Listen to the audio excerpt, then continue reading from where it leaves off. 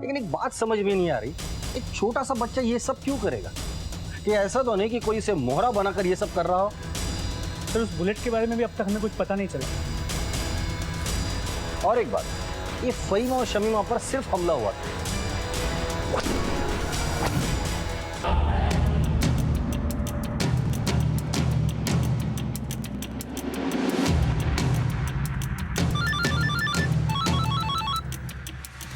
हाँ बोल। हाँ सर, एक चौंकाने वाली बात पता चली। क्या है? आतिफ और शाजिया की एक बड़ी बेटी भी थी, राइजा।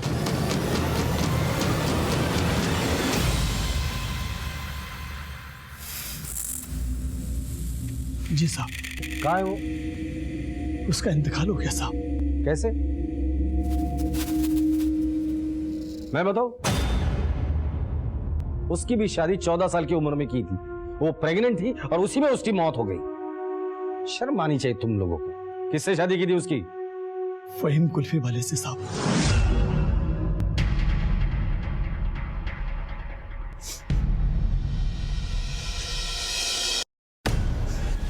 बेटा अपनी बहन राइजा के बारे में सब कुछ साफ साफ बताओ। मेरी अम्मी अब्बू ने मेरी बहन राइजा की शादी कुल्फी वाले फहीम से करवा दी थी जब वो सिर्फ 12 साल की थी, और 10 महीने पहले जब वो 14 साल की हुई तो अरे क्या हुआ शाजिया? अरे बोला कि क्या हुआ राइजा को? राइजा की अब्बू राइजा नहीं राइजा नहीं रही। हमारी बच्ची छोड़ी में चली गई।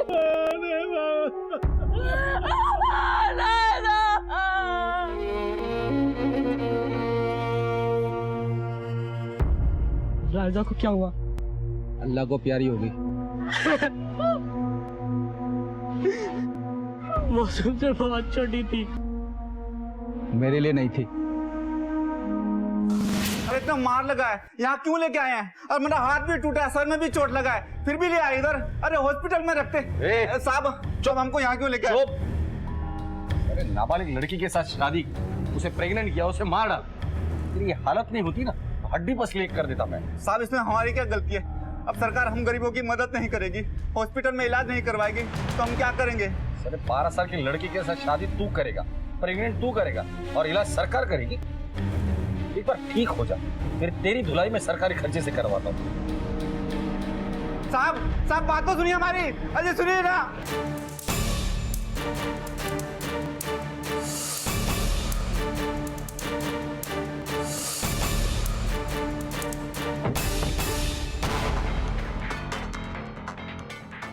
आसपास के एरिया में बशर का स्केच दिखा के पूछताछ करो। सर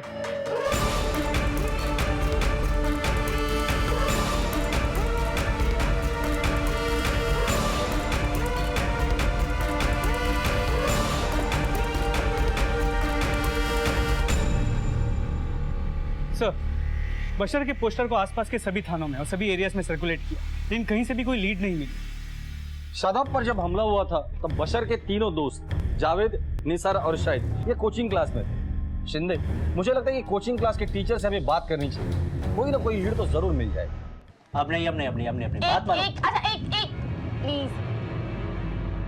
नहीं एक और। नहीं सारी बात में एक और। कौन लो, अब नहीं हटा लो। पक्का?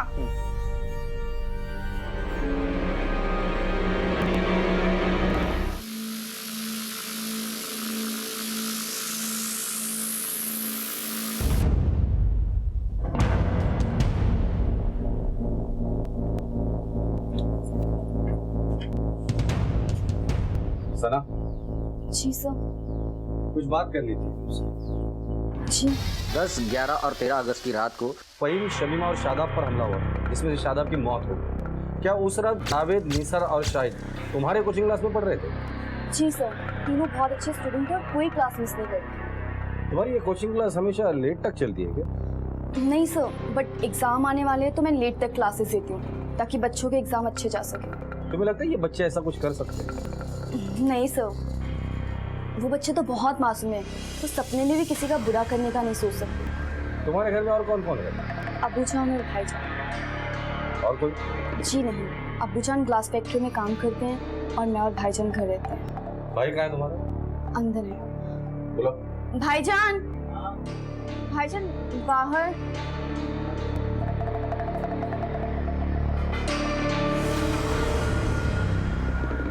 तुम कॉलेज वाले नहीं जाती क्या? जी नहीं, दरअसल कुछ साल पहले भाईजान का एक्सीडेंट हो गया था। उसके बाद मैंने कॉलेज आना बंद कर दिया। भाईजान कुछ काम नहीं कर सकते, इसलिए मैं घर पर ही रहकर अब्बू जान की मदद करती हूँ। तुम बुलेट के बारे में कुछ जानती हो? बुलेट? ये क्या है? मैं कुछ नहीं जानती।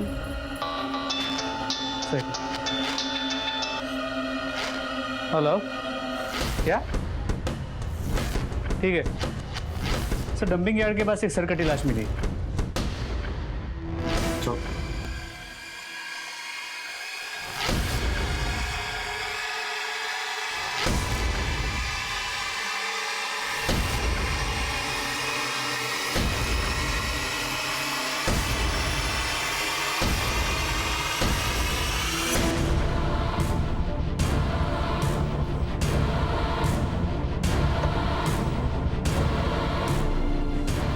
हटो रे, साइड दो। चलो। सर दोनों हाथों पे इंजरी मार्क्स, लगता है बच्चे को बांध के रखा था। तो मरने से पहले इसने काफी स्ट्रगल की। सर सब जगह छानबीन की, कुछ नहीं मिला। अगर ये लाश बशर की है तो इसकी शिनाख्त जीनत करेगी, क्योंकि बशर का जीनत के घर पे आना जाना था। इस जीनत को बुला कर लेकर आओ। सर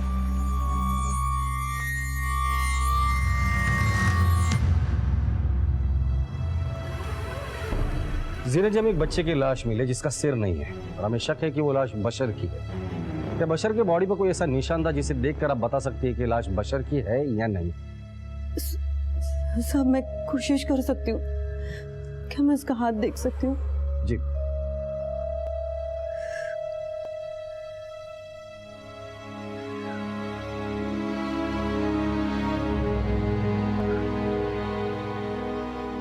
हमें इस लाश पे से कपड़े मिले, क्या इन कपड़ों को आप पहचानती हैं?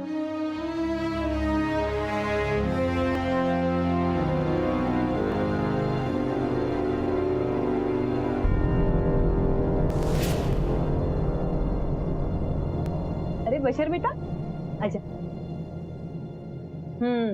मैं समझ गई, भूख लगी है ना? आजा, मैंने शाहिद के लिए सेवैयां बनाई है, तू भी खा ले। बैठ। हाँ था, कब से ढूंढ रहा था, मैं क्लास भी जाके आ गया। ये ले बेटा, खा ले सेवैयां। अरे बशर बेटा, तेरा शर्ट तो फट गया है। मैंने ना तेरे लिए नया कुर्ता सिलाया, अभी लेके आया।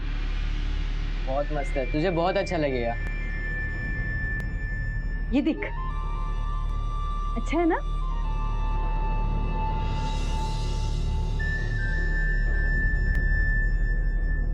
पसंद आया?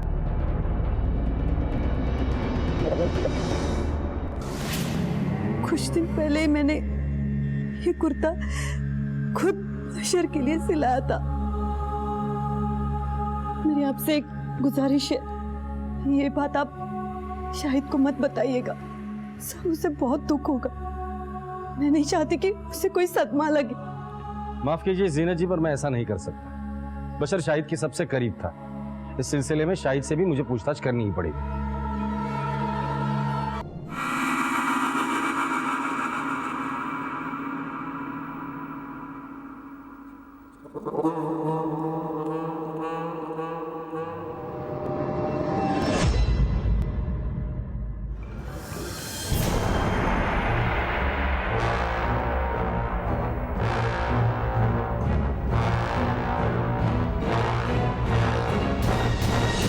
सर बशर की मौत आधी रात को हुई, लेकिन जहाँ उसकी मौत हुई वो जगह अलग है, क्योंकि उसकी बॉडी पे जो मिट्टी मिली है वो उस जगह की मिट्टी से अलग है जहाँ उसकी बॉडी मिली है। मिट्टी को सॉइल एनालिसिस के लिए भेज दो और पता करो ये मिट्टी है कहाँ की। छोड़िए छोड़िए मुझे, छोड़िए मुझे सर से सर मेरी मदद करिए।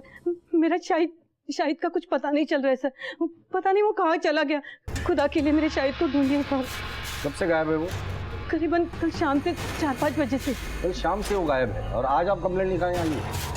सर मैं डर चुकी थी सब, बहुत परेशान थी सर। मुझे समझ में नहीं आ रहा था मैं क्या करूं। मैंने उसे सब जगह ढूंढा सर, वो कहीं नहीं मिला तो मैं आपके पास आ गई। शाहिद के डिटेल्स आप बाहर लिखवा दीजिए, हम उसे ढूंढने की कोशिश करें। जी शुक्रिया सर।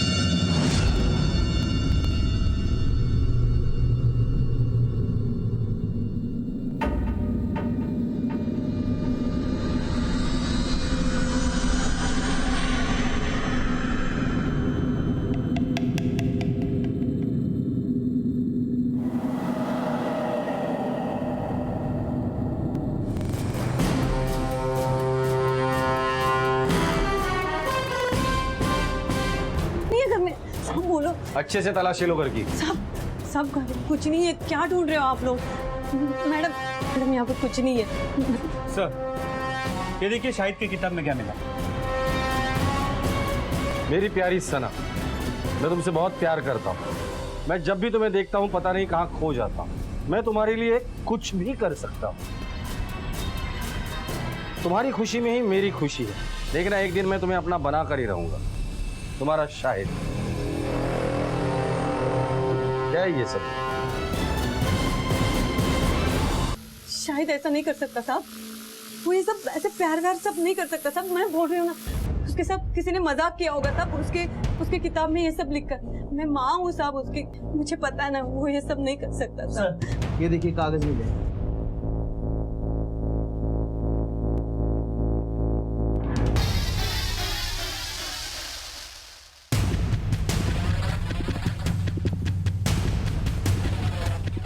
ये क्या है? पता नहीं साहब, मैं नहीं जानती ये क्या है। शिंदे, इन कागज के टुकड़ों को जोड़ो। जैसे जैसे ये टुकड़े जुड़ते जाएंगे इस केस की कड़ियां भी जुड़ती जाएंगी। सुनिए ना साहब, सब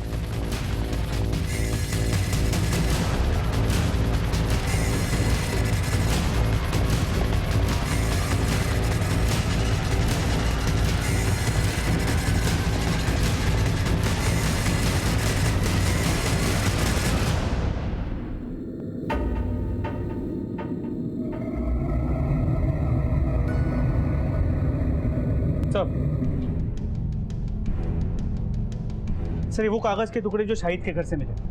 ध्यान से देखिए, हाथ से बनाए गए नक्शे जो किसी खास मकसद से बनाए गए। सर ये वो जगह है जहाँ पे फ़हीम पे हमला हुआ, ये वो जहाँ पे शादाब का मर्डर हुआ। दोनों नक्शों पे कोड इस्तेमाल किया गया। इससे ये पता चलता है कि हमले के वक्त कौन कहाँ रहे। सर ये देखिए, एन मतलब निसा, एस मतलब शाहिद, बी बशर, और सर ये दोनों नक्शों पे बुलेट भी लिखा गया। दोनों नक्शों के ऊपर होमवर्क गैंग भी लिखा गया। तो इससे ये साबित होता है कि बच्चे किसी गैंग के मेंबर हैं और उनके नाम का पहला अक्षर उनका कोड है। तगड़ी प्लानिंग की है इन लोगों ने। दोनों नक्शों को हैंडराइटिंग एक्सपर्ट के पास एनालिसिस के लिए भेज दो, और जो नोट हमें क्राइम स्पॉट पे मिले थी उनकी हैंडराइटिंग और ये हैंडराइटिंग मैच करा। सर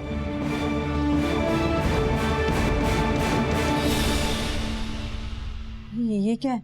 ये वही कागज के टुकड़े जो तुम्हारे घर से मिले थे, जिन्हें जोड़कर ये नक्शा तैयार हुआ है, और ये नक्शा बनाकर ही दो लोगों पर हमला किया गया, और ये हैंडराइटिंग शाहिद की है।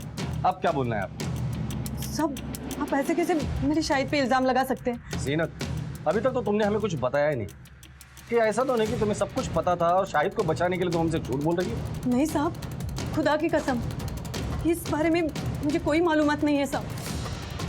लेकिन मेरे शाहिद को ढूंढ दीजिए साहब। अब शाहिद को ढूंढना हमारे लिए जरूरी है।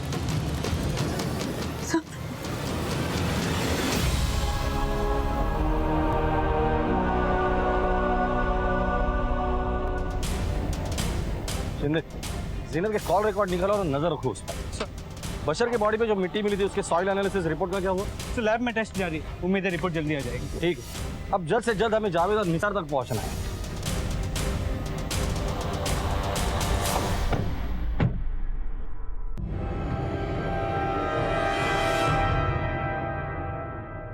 निसार, सच सच बताओ, तुम भी इस गैंग में शामिल थे ना? ये सारे अटैक तूने ही करवाए थे ना? देखिए, आप बच्चे से आराम से बात कीजिए, वरना वो घबरा जाएगा। आपको जो भी पूछना है प्यार से पूछिए। देखो निसार, तुम्हें मुंह नहीं खोलना है तो मत खोलो, लेकिन शाहिद ने हमें सब कुछ बता दिया है।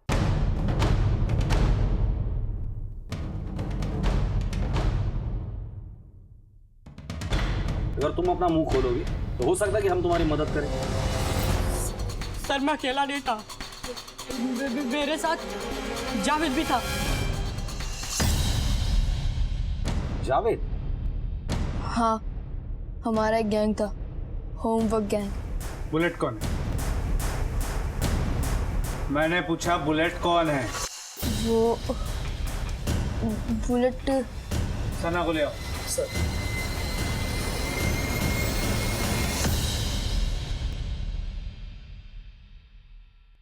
सर मैम के भाई का उस गैर कानूनी पटाखे की फैक्ट्री में उठ गया था,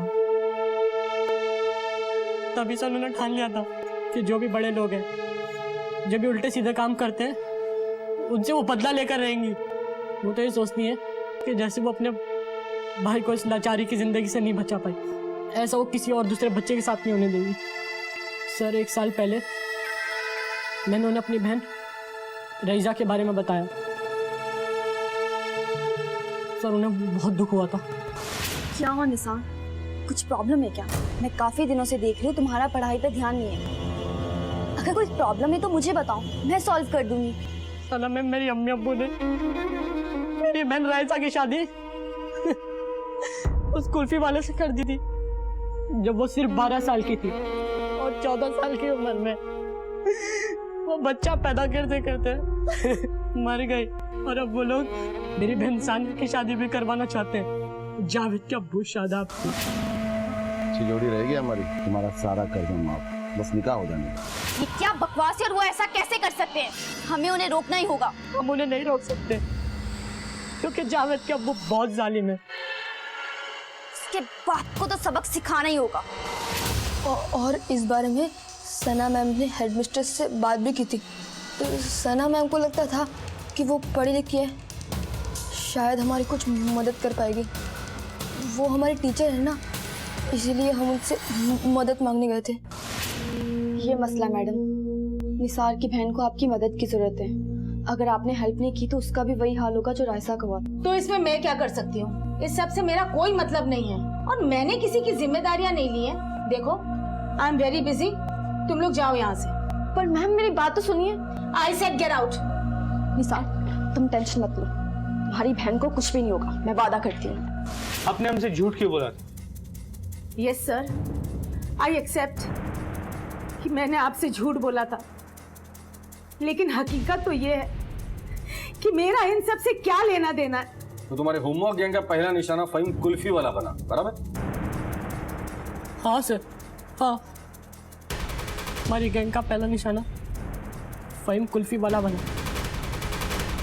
सर जब रात को वो कुल्फी बेचकर अपने घर जा रहा था तो हमने उसका रास्ता रोका। सर हम सबको यही लगता था कि जितने भी बड़े लोग हैं सब कुछ गलत कर रहे हैं, इसलिए सना मैम ने हम सब बच्चों को इकट्ठा किया और एक गैंग बनाई, होमवर्क गैंग। बस अब बहुत हुआ। अरे इन सबको सबक सिखाना ही पड़ेगा। हमारी जिंदगी कोई खिलौना नहीं जो जब चाहे आके कोई खेल जाए। और ये लड़का कौन है? मैम, ये मेरा दोस्त है शाहिद, इसे भी ग्रुप ज्वाइन करना है आपका, क्यों है ना? क्यों मदद करेगा ना हमारी? अरे बोहल करेगा ना, देखा? सना मैम, क्यों ना हम अपनी गैंग का नाम होमवर्क गैंग रखें? हाँ, होमवर्क गैंग। और आपका नाम बुलेट, बुलेट, ठीक है? क्योंकि आप जो भी बात कहना चाहती है वो इंसान को सीधा बुलेट की तरह लगनी चाहिए। उसे ऐसी बात समझ आए तो फिर दोबारा वो ऐसी गलती कभी ना करे, है ना? ठीक है, मेरा नाम बुलेट और हमारी गैंग का नाम होमवर्क, ऐसा है तो 2 हाथ। चलो अब अपन अपना काम बांट लेते हैं। निसार, तेरा काम है सब पर नजर रखना और इन्फॉर्मेशन लेकर, और जावेद तेरा काम है वो सारा सामान इकट्ठा करना जो भी मिशन में यूज होगा, ठीक है? और शाहिद तेरा काम है मिशन की प्लानिंग करना, नक्शे बनाना, ठीक है? और इसीलिए तुम्हारा अगला निशाना तुम्हारी हेड मिस्ट्रेस बनी। हाँ अब ये बताओ कि शाहिद ने तुम्हारा गैंग क्यों ज्वाइन किया? सर, वो चाह कर भी मना नहीं कर सकता था, क्योंकि वो सना मैम से प्यार करता था।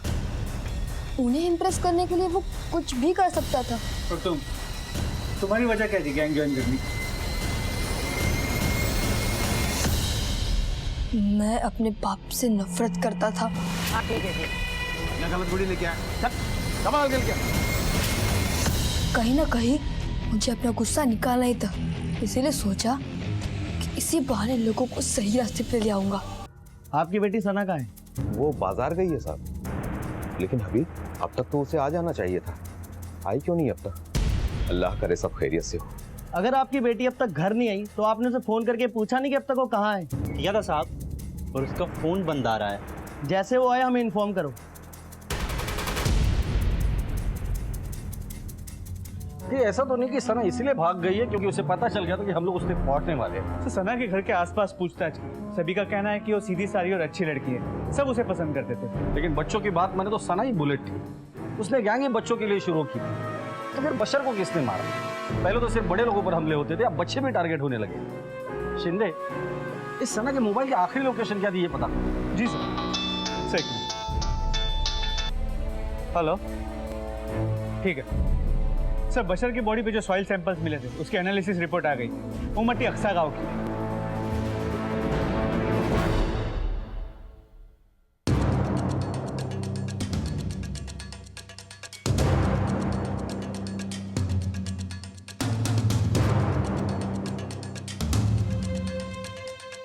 समझ में नहीं आ रहा है क्या चल रहा है। हो सकता है कि बच्चों को फहीम और शमीमा ने गायब किया हो। लेकिन सर वो दोनों तो जेल में। लेकिन जेल में रहकर वो किसी और से भी तो ये काम करवा सकते हैं।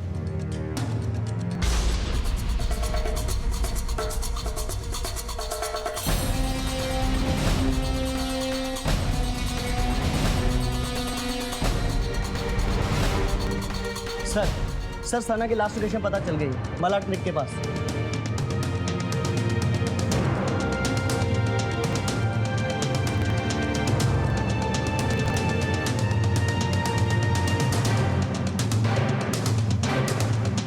सर ये तो एक ट्यूशन टीचर थी, गरीब बच्चों को पढ़ाती थी। बाप कांच की फैक्ट्री में काम करता है, भाई को हाथ नहीं। सर ऐसी लड़की को कोई क्यों मारेगा? वो जो कोई भी है बहुत ही जल्द हमारे गिरफ्त में होगा। बॉडी को पोस्टमार्टम के लिए भेज दो। बशर तुम्हारे गैंग का मेंबर था ना? हाँ सर, वो ना चाहते हुए भी हमारी गैंग का मेंबर बन गया था। शाहिद उसका बहुत ख्याल रखता था, और वो भी बशर भी हमेशा उसके आगे पीछे घूमता रहता था सर। धीरे धीरे वो हमारी मदद करने लग गया था, हमारा हिस्सा बन गया था सर वो। और फिर अचानक एक दिन हमारी गैंग में दरार पड़ गई जब जावेद के अब्बू मेरी बहन सानिया से निकाह करने वाले थे। सब पता चल गया है मुझे जावेद, तेरा अब्बू मेरी बहन से शादी करना चाहते हैं ना। ये सब कुछ गलत है, हमें उन्हें सबक सिखाना होगा। देख निसार, एक लफ्ज भी मेरे अब्बू के खिलाफ कहा ना तो मुझसे बुरा कोई नहीं होगा।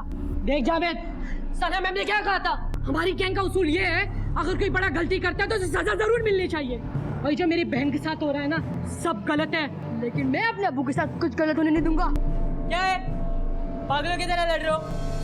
एक बार बोला ना, रूल सबके लिए सेम है, मतलब सेम है। लेकिन वो मेरे अब्बू है और उन्हें कोई कुछ नहीं करेगा। मेरी बात ध्यान से ठंडे दिमाग से सुन। जब हमारी गैंग बनी थी तो ये भी रूल बना था, चाहे वो कोई अपना भी हो उसके लिए सेम रूल होंगे। And rules are rule. तो वो मेरे अब्बू है और मेरे रहते उन्हें कोई कुछ नहीं कर सकता, समझे तुम लोग? वो जावेद हम लोगों के इसलिए खिलाफ था क्योंकि वो डरता था अगर उसके अब्बू को कुछ हो गया तो उसका और उसकी अम्मी का क्या होगा। तुम लोगों ने शादाब को क्यों मारा? नहीं सर, हमने उन्हें नहीं मारा। हमें डर था कि कल उसने अपनी अम्मी या फिर किसी और को ना बता दिया हो, तो हम पकड़े ना जाए, इसलिए हम वहाँ से भाग गए सर। अच्छा, नाफिया ने हमसे झूठ क्यों कहा कि जावेद उसके साथ? शादाब का जब मर्डर हुआ तुम कहाँ थे? मैंने बताया ना साहब। तुम चुप बैठो। तुमने हमसे झूठ कहा था कि जावेद तुम्हारे साथ था। अब जावेद हमें बताएगा। बताओ कहाँ थे तुम? सर, मैंने मार दिया उसको। और सर कर भी क्या सकता था मैं। और तुम्हें ये सब पहले से ही पता था ना? जावेद ने मुझे आकर सब बता दिया था। मम्मी, मैंने अब्बू को मार दिया। ये क्या बोल रहा है तू पागल की तरह? मैं सच बोल रहा हूँ मम्मी।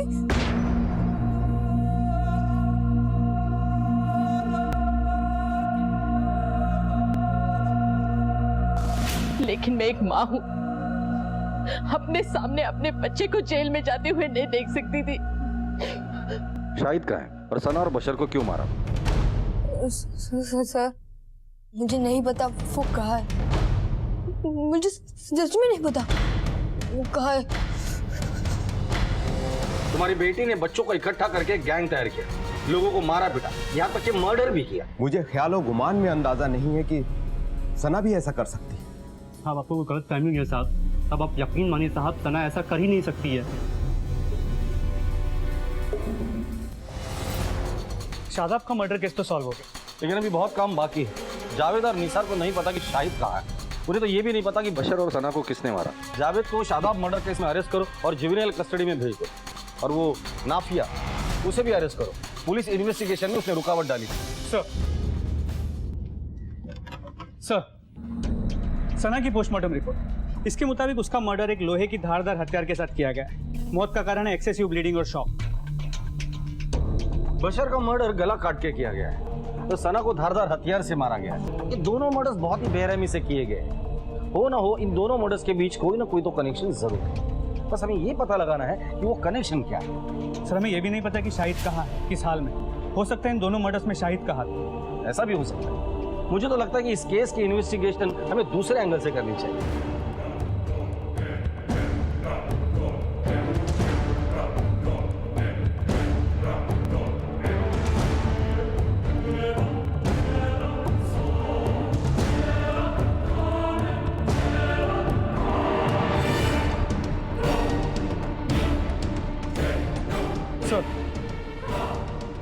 कंस्ट्रक्शन कंपनी ने दी हुई वर्कर्स की लिस्ट है जो उस कंस्ट्रक्शन साइट पे काम करते हैं। सर, ये नाम देखिए। रहमान, ये वहां काम करता है। बशर के धड़ पे जो मिट्टी मिली है वो उसी कंस्ट्रक्शन साइट की जहां पर तुम काम करते हो।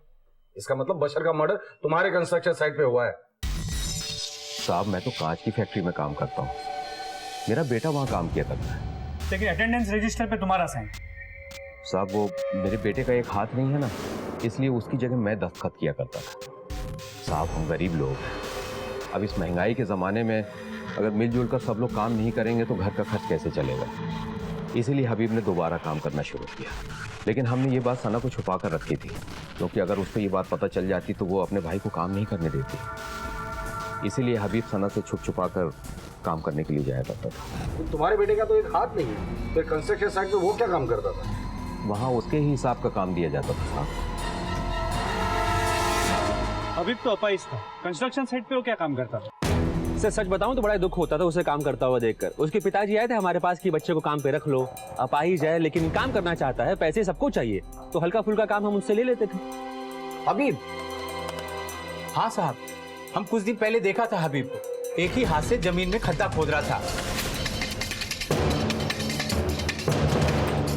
हमें लगा ये कुछ अजीब सी बात है, फिर हमने ज्यादा ध्यान नहीं दिया।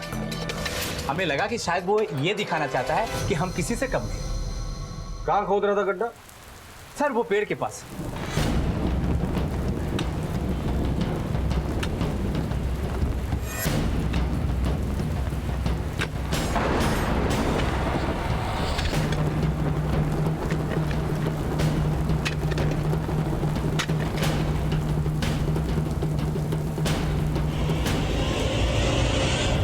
बशर?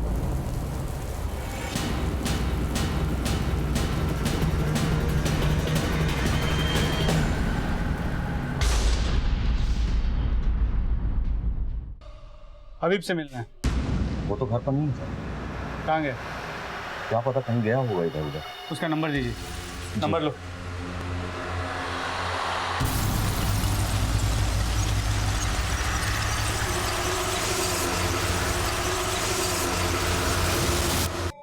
रॉबरी केस की अगली सुनवाई कब है? 28 तारीख। सर हबीब की फोन डिटेल आ गई है। उसका फोन अभी चालू है, किसी धारावाली गांव में है। सर उसका फोन अभी भी चालू है, मतलब उसे इस बात की भनक नहीं है कि हम उसके नंबर को ट्रेस कर रहे हैं। कोई ऐसा नंबर है जिसके साथ वो रेगुलर कांटेक्ट में है? जी हाँ सर। सर एक नंबर ये है जिसके रेगुलर कांटेक्ट में था, और सर इसका नाम है सुरेश और ये तांत्रिक है। शिंदे, इस तांत्रिक को तुम संभाल, हबीब की खबर मैं लेता हूँ।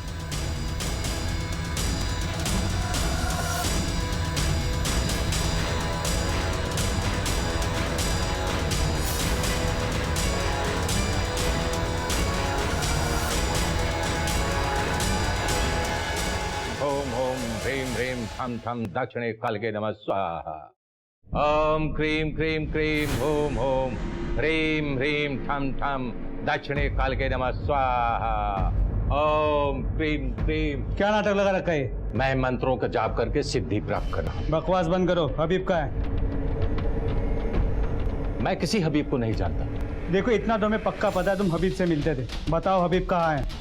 मैं जब हबीब को जानता नहीं तो कहां से मिलूंगा? अगर हबीब को जानते नहीं हो तो दिन में 10-10 बार फोन पे क्यों बात करते? साहब मेरे पास कोई फोन ही नहीं है। फोन नहीं है ना। अशोक,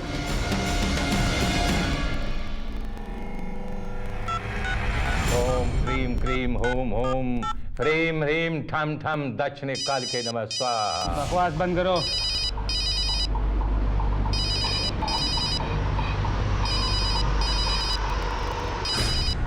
सर ये देखिए। अरे ये किसका फोन है? मैं बताता हूँ। कर दूंगा, ले चलो इसे। चला डालूंगा। ले चलो।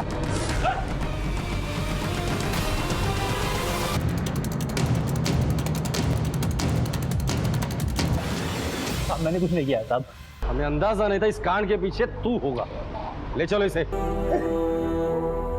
शिंदे, फौरन यहाँ एक एम्बुलेंस भेज दो। अरे मेरा क्या कसूर था जो उस पटाखे की फैक्ट्री के ब्लास्ट में मेरा हाथ उड़ गया? मुझे अंदर अंदर घुटन होती थी। मैं सोचता था कि आम जिंदगी क्यों नहीं जी सकता हूं। मैं जानता था कि मैं कुछ नहीं बदल सकता। मुझे इस बात का अंदाजा था। हाथ ना होने की वजह से मुझे कोई नौकरी नहीं देता था, मुझे कोई काम पे नहीं रखता था, और मुझे नफरत होने लगी थी अपने आप से। फिर एक दिन वो बिल्डिंग का सुपरवाइजर मनोज, उसने मुझे बुलाया। उसने कहा कि तुम्हारे लायक कुछ काम है। काम करेगा? जी करूंगा ना साहब। पैसे वैसे कमाने हैं? कमाने हैं साहब। अच्छा मेरी बात ध्यान से सुन। तो ये जो बिल्डिंग देख रहा है ना, ये सारी बिल्डिंग, इस सारी बिल्डिंग का सेठ है, यानी कि मालिक, वो चाहता है कि यहाँ पे एक बलि दी जाए ताकि यहाँ पर ये जमीन सोना उड़े, पैसे निकले यहाँ से, बरसात हो पैसों की। आई बात समझ में? हाँ। तो तू अगर एक ऐसा बच्चा ले आता जिसके आगे पीछे कोई ना हो, अकेला हो, अनाथ हो, उस बच्चे की हम बलि यहाँ दे देंगे और उसके बाद पैसों की बरसात होगी, खूब धन वर्षा होगी, तेरी जेब पैसों से भर जाएगी। समझ रहा है ना? करेगा ना? करूंगा सर। आज से धंधे पे लग जा, और जैसे ही तुझे कोई ऐसा बच्चा मिलता है जिसके आगे पीछे कोई नहीं, मुझे दिला कर और हम उसकी बलि देंगे। उसके बाद तेरी जेब नोटों से भर जाएगी। ठीक है सर। चलेगा। पैसों के लालच में मैंने हाँ कर दिया। फिर मेरी नज़र बशर पे पड़ी। मैंने देखा कि बशर के ना कोई आगे है ना कोई पीछे है, और बशर का आना जाना शाहिद के घर पे बहुत ज़्यादा था।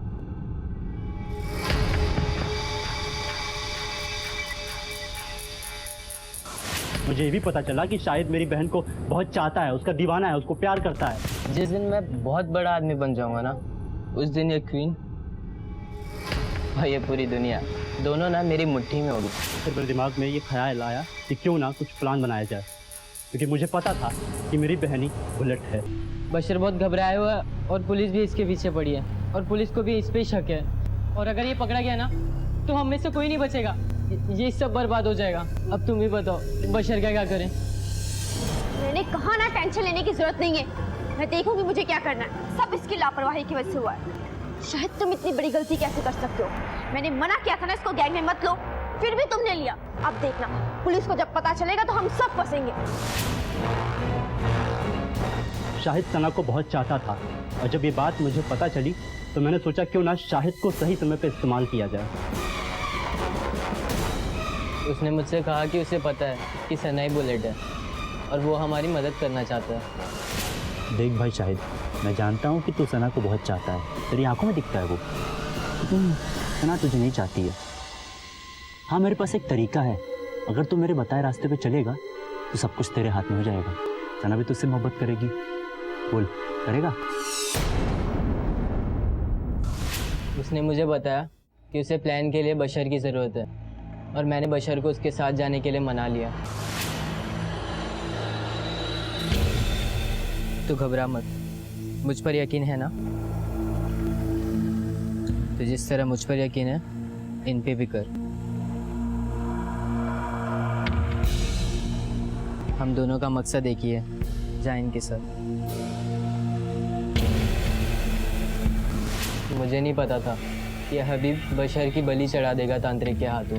हाँ हाँ, आधी रात को हबीब उस बच्चे को लेकर मेरे पास आया था और मैंने उसकी बलि चढ़ा दी। कंस्ट्रक्शन वाली बिल्डिंग की जगह उसकी नींव में उसका सर दफन कर दिया। जब बशर की लाश बरामद हुई और ये बात शाहिद को पता चली तो वो डर गया, भाग निकला। हमने शाहिद को बहुत खोजा, वो नहीं मिला। फिर एक दिन मैंने और सुरेश ने उसे पकड़ लिया।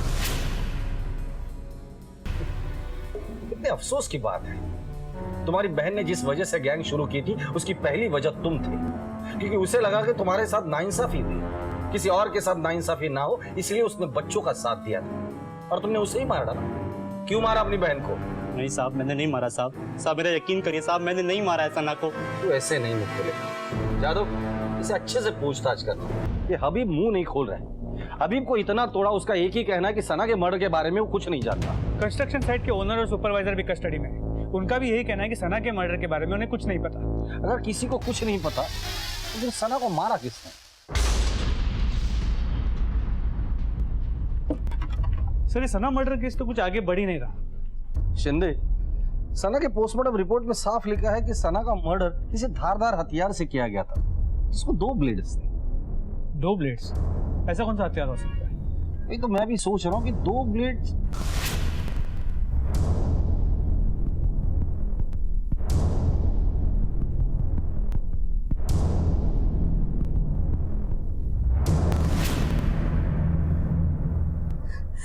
अब हम यहाँ नहीं रहेंगे, अपने गांव चले जाएंगे।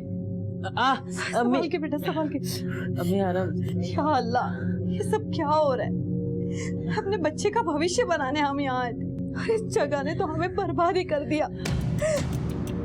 संभाल के बेटा। इंस्पेक्टर साहब, शाहिद,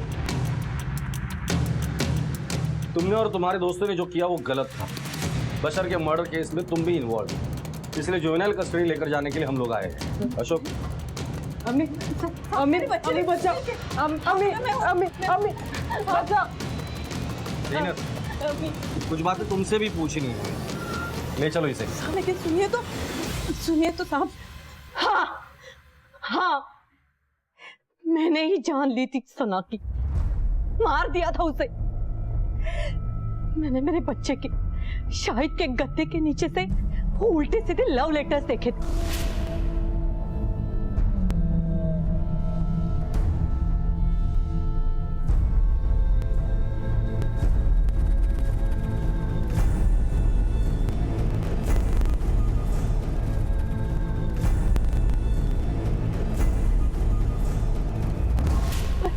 मेरे बेटे की जिंदगी उसने गुमराह करके रखा था उसे। मैंने ही गुस्से में आकर वो पेपर फाड़ दिए थे। मैंने वो नक्शे भी देख लिए थे और मुझे पता था कि सना ही बुलेट है।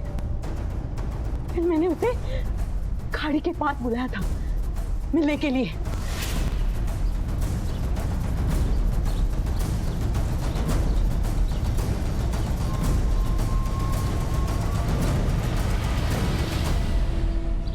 मेरा शाहिद कहाँ है?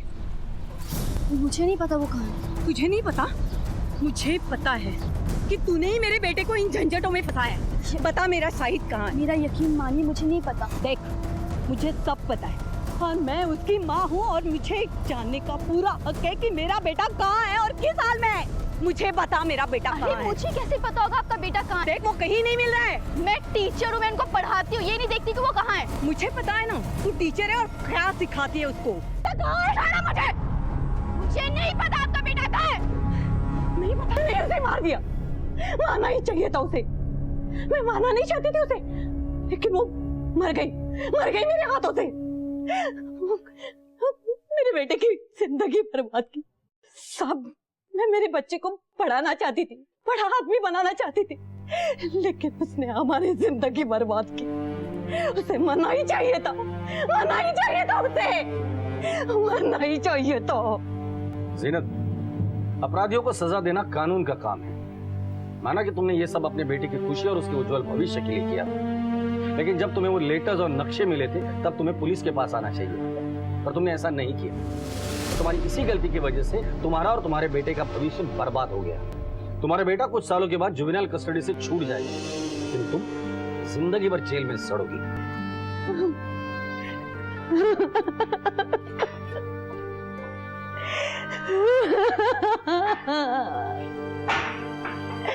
मेरा बच्चा। सर कुछ भी हो, मुझे इन बच्चों की हालत पे तरस आ रहा है। बेचारे हालात का शिकार बन गए। शिंदे, इन बच्चों की सोच अच्छी थी पर अंजाम देने का तरीका गलत था। काश उन्होंने पुलिस पे भरोसा किया होता तो उनका ये हश्र नहीं होता।